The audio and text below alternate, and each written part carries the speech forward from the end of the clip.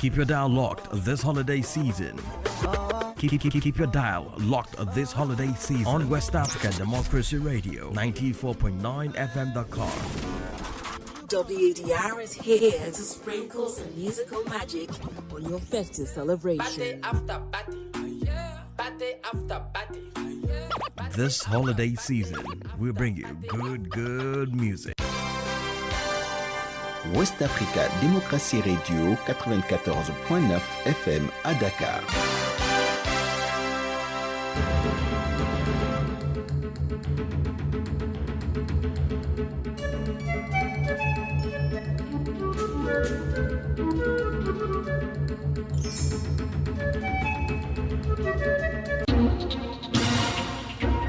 WADR,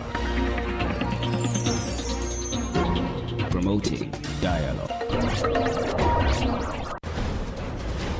It's midday in Dakar and Banjul, 1 p.m. in Abuja. Good afternoon and welcome to NEWSLINK here on West Africa Democracy Radio, broadcasting on 94.9 FM and online on wadr.org. Here are the top stories. The Senegalese Constitutional Council begins screening of over 90 presidential candidates ahead of the 2024 presidential elections. Côte d'Ivoire guarantees Guinea a 50 million liters monthly supply of petrol following the depot explosion. And international partners of Liberia commend the Electoral Commission for a smooth and transparent process. The elections marked a significant milestone and shored up the country's democratic credentials. The NEC has done an incredible job ensuring that the process was largely transparent and credible. Stay with us for details of these stories and more. Here is Abdullahi Hassan with NEWSLINK. Many thanks for joining us and a warm welcome to our listeners in the Gambia, Ghana and Liberia. Let's begin in Senegal, where a major task by the Constitutional Council to determine the political ambition of nearly 100 presidential candidates in the upcoming February 2024 elections is on the way. This is the draw lot to screen the 93 candidacy files submitted to the Council. But according to reports, 70 out of the 3 files have been processed, while the remaining 23 files are awaiting registration. As Imo Edit reports, unless there is a withdrawal, the presidential elections could see the participation of a higher number of candidates that is above the country's benchmark. President of the Constitutional Council, Mamadou Badio Camara, stated that 93 candidacy files had been submitted to the Council's registry. Among these 93 applications, the Constitutional Council points out that there are 4 applications for parliamentary sponsorship, 1 application for sponsorship from local elected representatives, and 88 applications for citizen sponsorship. Thus, the Constitutional Council has commenced drawing lots to determine the order in which the sponsorships will be checked. Candidate files that are not rejected before the draw may be considered as complete pending publication of the final list of presidential candidates on January 20. All eyes will be on the case of opposition leader Ousmane Sonko, to whom the Directorate of General Elections (DGE) has refused to issue sponsorship forms and a certificate of deposit (CDC). His representative Ayib Jaffe had everything noted before going to the Constitutional Council registry. Eminent jurists such as Sida Fanjai, a professor of public law, have clearly demonstrated why Sonko's application should be declared admissible by the 7 wise men. There is even a 1998 jurisprudence that has been summoned. A more edit with that report. Elsewhere, the Chad Supreme Court has validated the results of the referendum of a new constitution organized by the military junta in power for the past 2.5 years. David Vincent has put this report. The validation paves way for elections in the country by the end of 2024, thereby terminating the transitional government. According to the final results, the yes side won with 85.90% of the vote, while the no side recorded 14.10% with a turnout of 62.8%. Yet some members of the opposition and civil society continue to argue that the result is a plebiscite designed to pave the way for the election of the transitional president, General Mahamat Idris Deby Itno. The new constitution contains several innovations, including the creation, rehabilitation, and reorganization of institutions such as the Senate, the High Court of Justice, the Supreme Court, the Court of Auditors, and the Constitutional Council, among others. Recall, Chadians on 17 December voted on the new draft constitution, which is based on the 1996 constitution and incorporates the resolutions and recommendations of the National Dialogue, held from August 20 to October 8, 2022 in N'Djamena. David Vincent filed that report. The Russian Federation has reopened its embassy in Burkina Faso after 3 decades of non-operation. Commissioned on Thursday in Ouagadougou, Moscow hopes to deepen its relationship with the host nation on economic and security endeavors. Until the reopening, Burkina Faso was part of the Russian representation in Côte d'Ivoire. Tawfiq Abdel Nasser tells us more. Several officials expressed delight at the reopening ceremony. Among them is the Burkinabe Prime Minister Apollinaire Tchelem de Tembela, who in his words described the development as a strong sign of excellent relations between the two states. The Russian non-resident ambassador in Burkina Faso, Alexei Saltykov, took the opportunity to reiterate his country's continuous support and assistance to the fragile Sahel state in training civil and military specialists. Saltykov explained that a designated ambassador to Faso will be accredited shortly for smooth administrative duties and communication. Relations between Burkina Faso and Russia date back to 1967, and both countries have maintained cooperation in the military, economic, and social sectors. In October, the two parties signed a memorandum of understanding for the construction of a nuclear power plant. Experts allege a subtle but intriguing penetration of West and Central Africa by Moscow as it expands its reach. Since France's expulsion in Mali, Burkina Faso, and most recently Niger, Russia is seen as the closest and most reliable ally of the free coup states under the Sahel Alliance in the face of increased security threats and economic maneuvering. Tawfiq Abdel Nasser reporting there. Now, Mali has attributed its fall in revenue generation this year to the ban on livestock exports imposed by the transitional authorities in response to the economic and financial sanctions imposed by ECOWAS and UEMOA. According to a recently published report by the Central Bank of West Africa states, Mali's balance of payments for 2022 indicates total export at 335 billion CFA francs compared to 2021. Na Diretiti reports. This progress is largely due to the good performance of non-monetary gold and cotton fiber sales. The country earned nearly 283 billion CFA francs in 2022 thanks to the rise in the price of gold on the world market. Mali will earn 294 billion CFA francs from cotton, up from 138.3 billion in 2021 due to the increase in cotton production. The situation is not as rosy for livestock, Mali's third biggest export after gold and cotton. Sales are down despite strong demand for Malian animals in the West African sub-region, particularly in Côte d'Ivoire and Senegal. In the first half of 2022, Mali banned the export of Malian animals in response to economic and financial sanctions imposed by ECOWAS and the UEMOA. This reciprocal measure has harmed the profits of those involved in the livestock sector. As a result, revenues in the sector have fallen from 77 billion to 62 billion compared to 139 billion CFA francs in 2022, a drop of 55.4%. According to the BCEAO reports on Mali's balance of payment for 2022, the destination of Mali's exports places the African continent in first place with an amount of $2.2 billion. This good trend is linked to strong gold exports to South Africa. Na Diretiti reporting there. More stories coming up on West Africa Democracy Radio. NewsLink continues. Remember, we stream live on wadr.org. Guinea continues to enjoy solidarity, especially with countries in the sub-region in the aftermath of the oil depot explosion last week. The latest such commitment is from Côte d'Ivoire, which promised a monthly supply of petroleum products to Conakry. Sankule Janko has won this report. The Ivorian government's gesture announced on state media mentioned the monthly delivery of 50 million litres of gasoline to Guinea.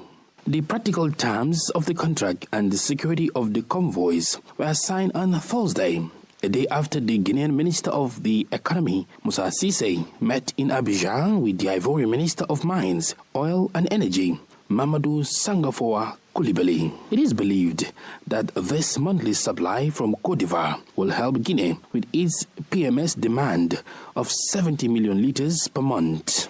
However, certain details of this supply, such as the duration, remains unknown.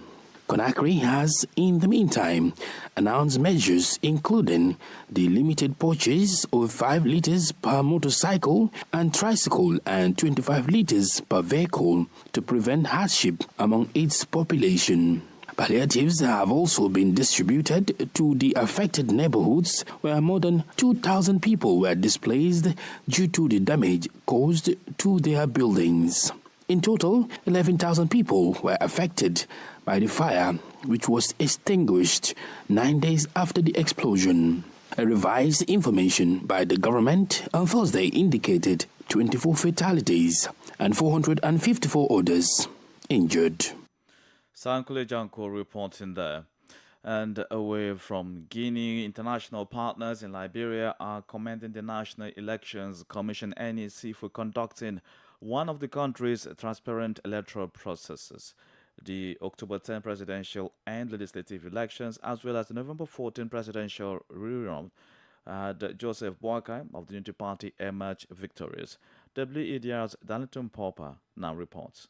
Liberia's international partners say, although the start of the electoral process was marred by pockets of violence that led to the death of more than 5 people, the outcome was very credible. In a statement at the headquarters of the Electoral Commission, the United Nations resident coordinator in Liberia, Chrissy Mutoni, praised the outcome of the elections. She said the result speaks to the country's unmatched democracy among its counterparts in the sub-region. The elections marked a significant milestone and shored up the country's democratic credentials. Thank you for making Africa proud. The NEC has done an incredible job ensuring that the process was largely transparent and credible. Amongst many successes noted by the international observers was the transparent transmission of election results from polling places to the central systems. Responding, Commissioner Ernestine Morgan Awa appreciated partners for the level of support provided to the Commission during the elections. Meanwhile, Commissioner Awa used the media to call on Liberians to support one another to move the country forward. I hereby request that all generations of Liberia, the old, the young, the middle-aged, let's stand up collaboratively and let's support each other to move our different functionaries of governments towards the good of our society at large. In the meantime, preparations are underway for the inauguration of the new government on January 22, 2024. For NEWSLINK on West Africa Democracy Radio, I'm Darlington Popper in Monrovia. Still in Liberia, the death toll from Tuesday's fuel tanker incident has increased to over 45, with more than 100 patients, including a police officer, severely burned. Many of them are currently admitted across the capital in several hospitals. Making a disclosure, Liberia's chief medical officer, Dr. Francis Carty, revealed that many of the victims who went around the tanker to scoop fuel are beyond recognition, and obtaining their identities remains a challenge. You are listening to NEWSLINK here on West Africa Democracy Radio, broadcasting on 94.9 FM Dakar, Senegal, and online on WADR.org. Here's a reminder of our top stories. The Senegalese Constitutional Council begins screening of over 90 presidential candidates ahead of the 2024 elections. Côte d'Ivoire guarantees Guinea a 50 million litres monthly supply of petroleum following the depot explosion. International partners of Liberia commend the Electoral Commission for a smooth and transparent process. Ahead in the news is the guest interview and a sports update. Please stay with us. Fresh and breaking news all the time. Hear it first as the news breaks, only on West Africa Democracy Radio. NewsLink continues. Many thanks for staying with us. In Nigeria, the death toll from the Plateau State attack in North Central has risen to over 198, according to a local elected official. Monday, Casa, chairman of Boko's local government area, one of the worst affected areas, said the toll marked a sharp rise from the initial figure reported by the army on Sunday evening of just 115 dead. Plateau has been plagued for several years by religious and ethnic tensions, but lately, badly an increasing incursion by armed men locally known as bandits. Meanwhile, the police force has deployed officers and promised prompt investigations into the killings following a visit by Vice President Kashim Shettima to the 38 raided communities by the attackers last Sunday.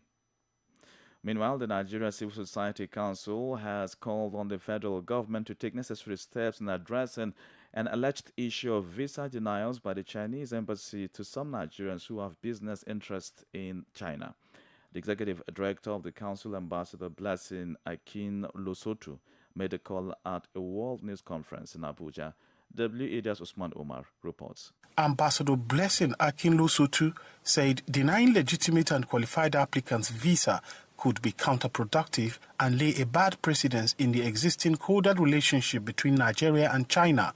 He emphasized that the action is also against international treaties. Been faced with persistent visa denial by the Chinese embassies and Chinese government on a strange acquisition of using a fake passport.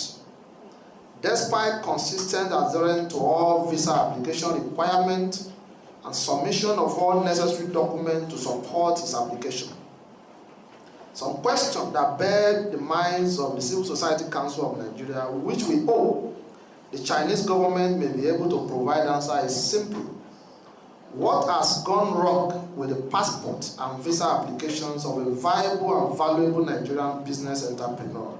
Ambassador Akin-Losotu therefore urged relevant authorities in the country to address the matter urgently by ensuring that Nigerians who have business in China are able to get their visa hitch-free. That the National Civil Society Council of Nigeria call the attentions of all Nigerians and relevant authorities, national and international, to this business conspiracy against the Nigerian and Nigeria as a nation, while issuing a 48-hour ultimatum to Chinese embassy to address this matter satisfactorily. In the first 3 quarters of 2023, China and Nigeria's bilateral trade volume was 17.25 billion United States dollars, according to Yan Yuging, the Chinese Consul General in Lagos, southwest Nigeria. For NewsLink on West Africa Democracy Radio, Osman Omar reporting from Abuja. Politics, Analysis on major news, social matters, and all. This is A Guest. We remain in Nigeria for the guest segment as we are being joined by security analyst Idris Mohammed. In this brief chat with WADR, our expert explains the old and existing dimensions of the conflicts across Nigeria, including root causes, the widespread misconceptions or misunderstandings, and recommendations. He remarked first on the recent invasion of communities in the Plateau State by bandits. It should be noted that nearly 200 people were killed and over 300 others receiving medical attention across the state. I think it's much expected incident, especially in Plateau State, because the crisis in Plateau State is like the other crisis in the Northwest when you look at states like Zamfara, Katsina, Sokoto, and even in the North Central Niger and Kaduna State, where they are facing frequent banditry attacks. But what differentiates Plateau State with the other state is the issue of ethno-religious conflict that is happening for a very long time. But this particular conflict that happened has nothing to do with religion, like the way so many spectators are claiming to be. Are you one of those at this point in time concerned about the security state of Nigeria that believe that what happened in Plateau State right now is taking a different dimension from the usual ethnic, religious, or communal conflict to a full-fledged terrorism? It is normal banditry that locals often call banditry, but what we know is full-blown terrorism that is happening in other states in Nigeria. And it is happening as a result of reprisal attacks, because North Central is a combination of Muslim and Christian, number one, and number two, has different ethnic groups, especially Plateau State. There are more than 50 different ethnic groups, and there are always a clash between the settlers, and the indigenous. Who are the settlers? The settlers are mostly Fulani and Hausas, who came from other states doing their normal businesses, while the indigenous are other tribes like Birom, Angas, and others. I was in just 3 weeks back, where I engaged with different stakeholders from the North Central, where we discuss about conflict identity violence, to understand what is happening in the North Central, and also to map out, the possible solution to the conflict that affecting the region. One possible way would have been intelligence collection, gathering, and sharing. Do you think this particular approach failed in the state because of the frequency of conflict in the state? It's true. There has been decline of security and intelligence gathering all over the country, not only Plateau State. And there have been warning signs, that shows that this attack must happen. So the security authorities already aware that this kind of attacks will come, but they don't know when it will happen. So that's where I'm always blaming the security. I wanted to have your perspective or opinion on this, where people are divided about whether or not conflicts today in Nigeria, especially in the northern region and the very recent in Plateau State, are politically motivated. Let me just give you a simple analysis.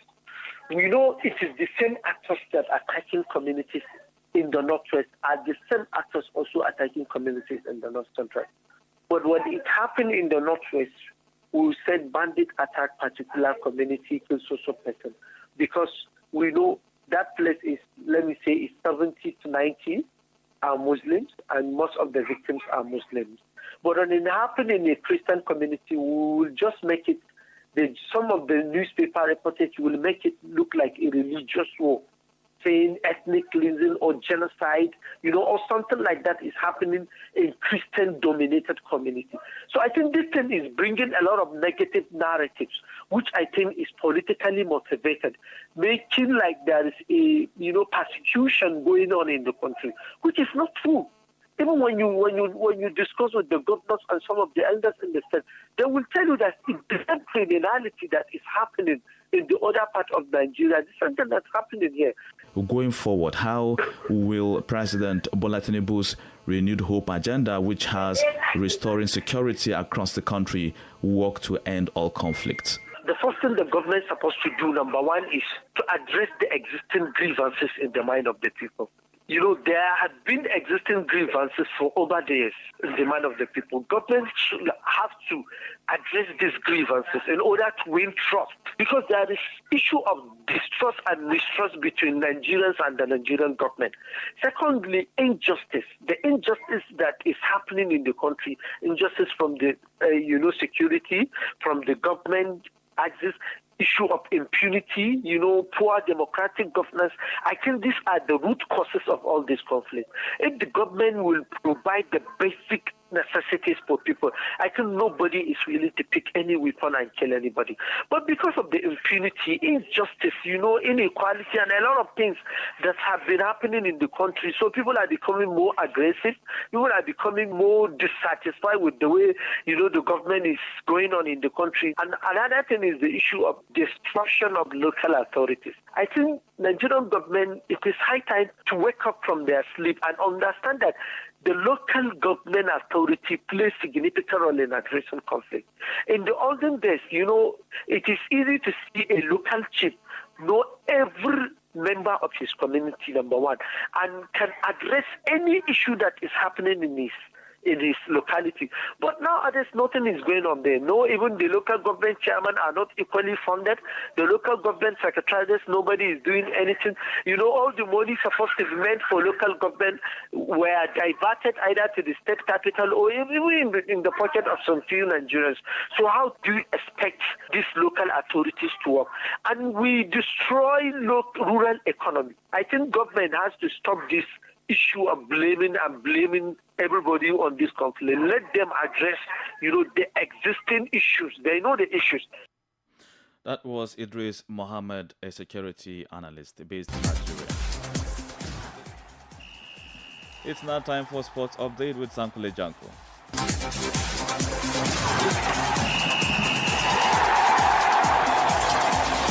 Hello out there, a warm welcome and thank you for joining us.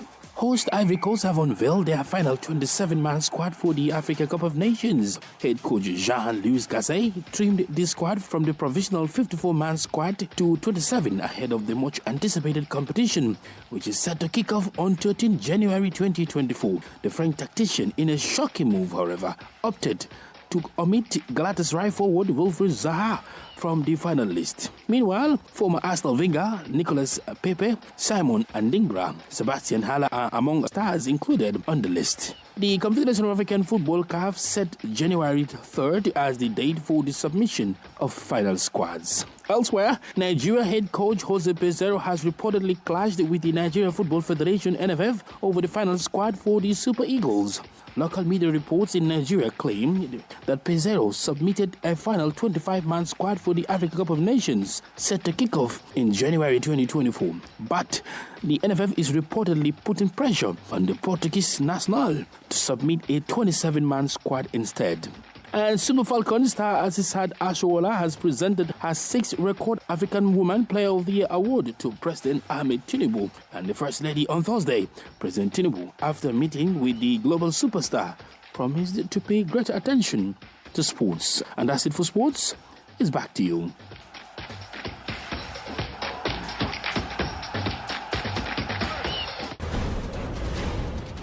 And with that, we've come to the end of this edition of NewsLink here on West Africa Democracy Radio, broadcasting from Dakar, Senegal. Thank you for listening, and many thanks to Mustafa Sek and Maudou Diouf for the technical support. Do interact with us via social media platforms, X, formerly Twitter, Instagram at WADR News, on Facebook, West Africa Democracy Radio English Service, and stream live on WADR.org. Do join Demba Amar Ann at the top of the hour of 1 p.m. for the second edition of our comprehensive news package in French and Fushivu. I'm Abdullahi Hassan. Good afternoon. And many thanks to you for listening to NewsLink via Hot 104.3 FM, Newmi FM 94.0, and Veritas Radio 102.9 in Banjul, the Gambia. We also appreciate our listeners in Liberia via Alternative Youth Radio 98.9 FM, Lofa County. For you listening via Radio Pad 95.1 Damango, Savannah region, and on Royals FM 104.7 Wenchi, Ghana, we say a big thank you. Remember, West Africa Democracy Radio is all about you, your views, and your opinions.